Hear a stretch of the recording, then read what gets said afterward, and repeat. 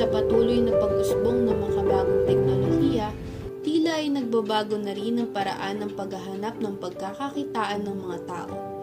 Mula sa tradisyonal na paraan ng pagbebenta o paglalako sa mga establishmento at kalsada, pagpasok sa mga opisina at institusyon, lahat ng ito ay pwede mo nang magawa kahit ikaw ay nasa tahanan lamang.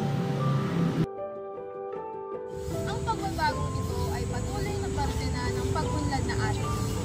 Ito na nga ba ang tinatawag nilang shifting into digital world? Ako si Rosel Kai M.G. Florino. At ako naman si Frances Feliciana. Samahan niyo kami sa pagtuklas at paghayag ng mga kaganapan sa digital world.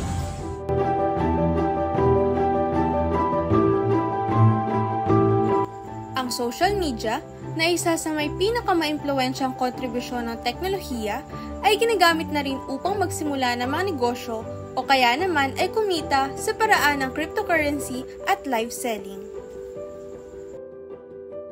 Sa gitna ng patuloy na pag-usbong ng digital hustle sa bansa, isa sa mga kapansin-pansing oportunidad na maaaring pagkakitaan ay ang online live selling. Ito ay naging isang mahalagang pamamaraan para sa mabilis na pagbuo ng salapi.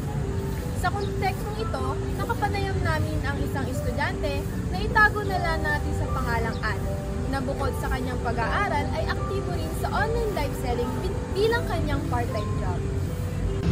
Ako po si Anne, isang third year college student na naninirahan po sa Giginto, Bulacan. Isa po akong live seller.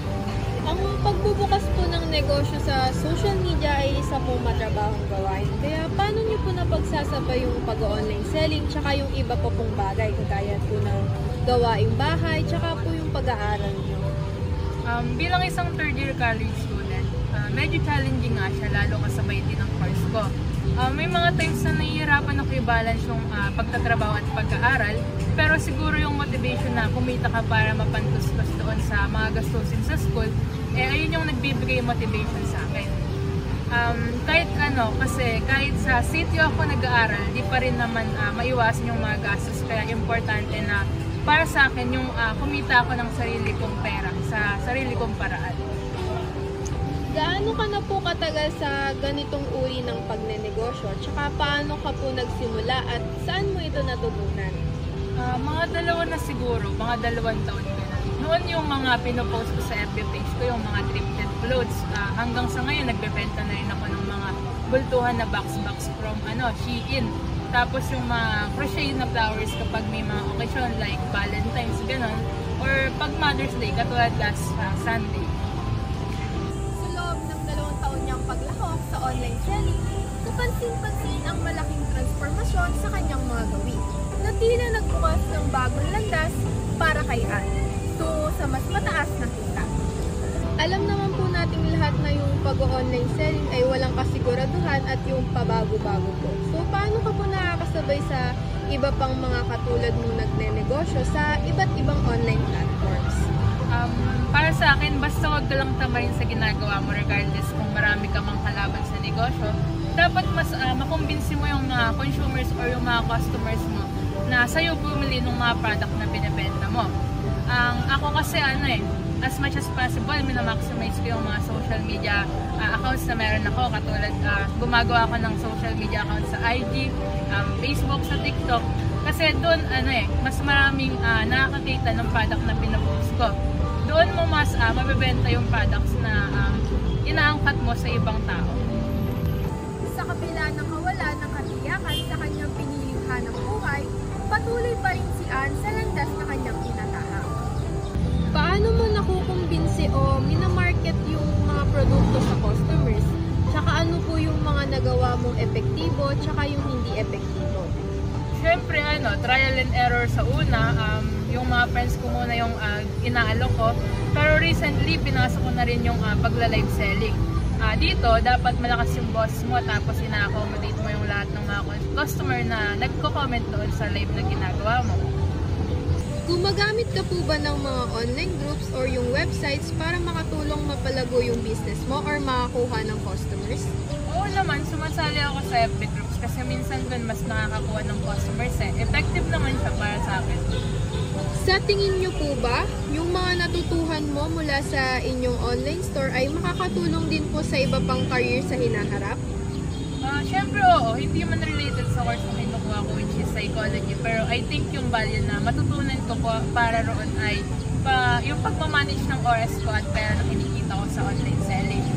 Dapat maging wise ako sa mga ganong bagay kasi since exposed na ako sa mga social media na yun, syempre naghanap din yung scamming, diba? So kailangan ko maging knowledgeable and wise sa paggamit ng mga social media. Sa harap ng patuloy na pagtaas ng presyo ng mga bilihin at dedikasyon ni Ann sa kanyang pag-aaral, mahalagang mayroon siyang mapagkukunan ng kanyang mga gastusin. Bagamat hindi naging madali ang pagiging online live seller at maaaring hindi ito direktang nauugnay sa kanyang kurso, malaki ang ambag nito sa kanyang pangangailangan bilang isang mag-aaral. Ang online live selling, kahit na walang katiyakan sa pag-unlad, ay nananatiling isang mahalagang tulong para sa isang estudyanteng tulad ni Ann.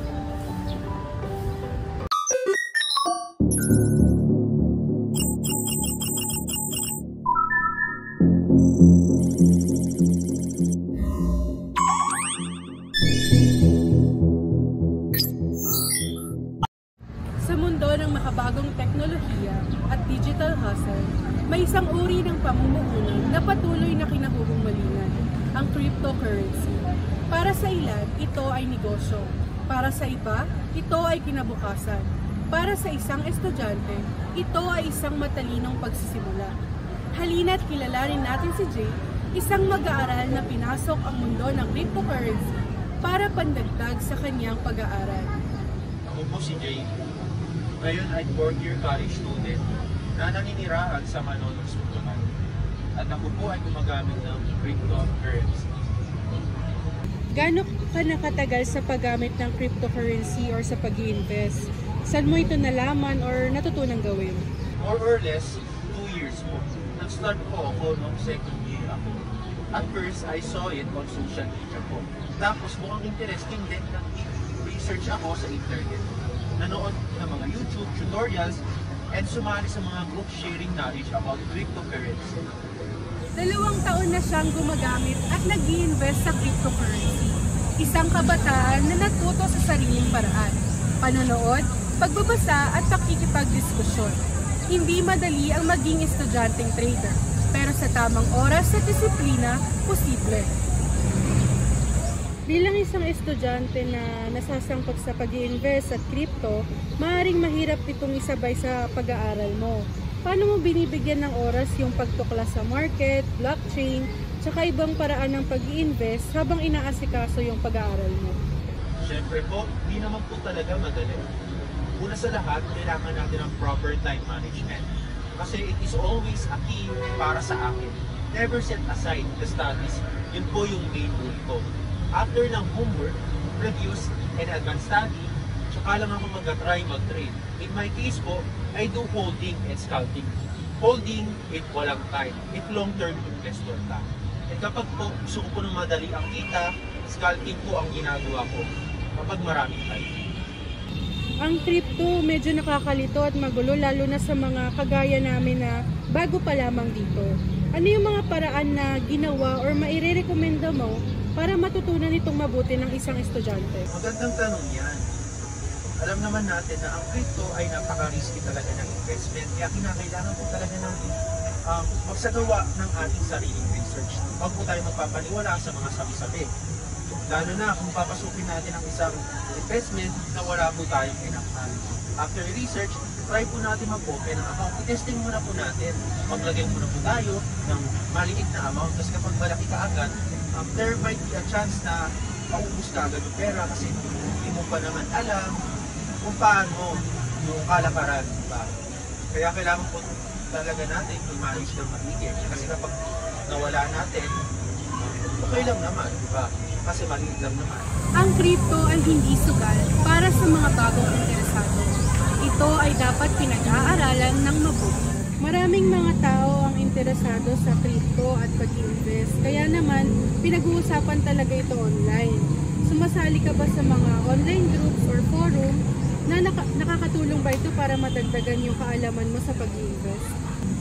Yes po, having a group sharing knowledge is very helpful.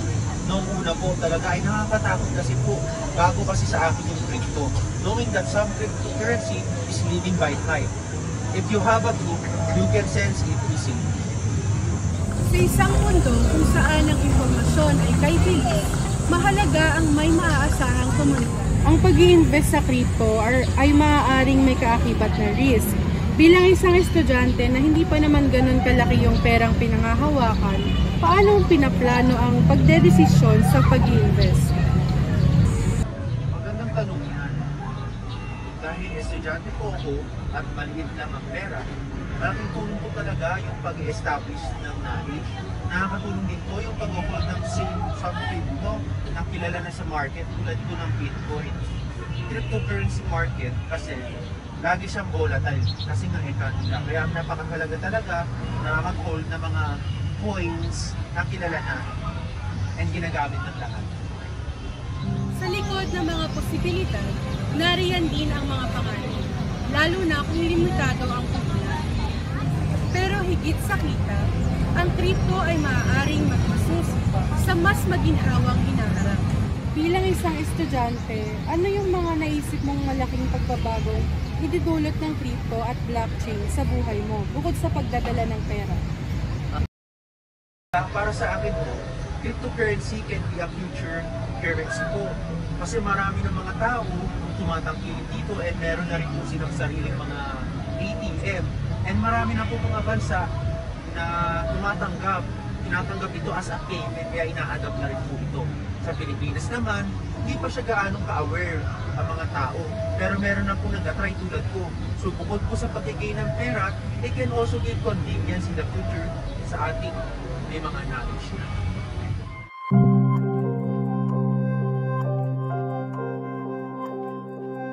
Ang crypto ay hindi para sa lahat.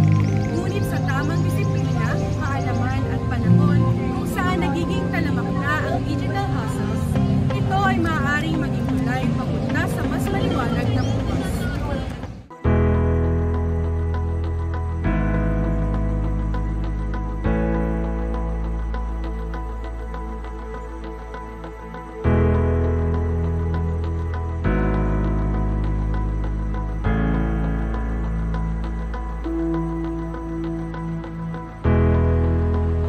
Sa panahon ng teknolohiya, hindi hadlang ang edad, estado o pagiging estudyante para magsimulang mangarap, magsumikap at kumita. Mula sa pagbebenta online, content creation, freelancing, crypto trading at iba pang kabataang Pilipino ay patuloy na naghahanap ng paraan para mapaunlad ang sarili at ang kinabukasan. Ito ang bagong mukha ng pagsusumikap. Digital, madiskarte at makabago. At sa likod ng bawat tagumpay, may kwento ng sakripisyo, tiyaga at paniniwalang kayang abutin ang pangarap kahit habang nag-aaral. Dahil sa panahon ngayon, hindi lang basta estudyante, digital hustler na rin.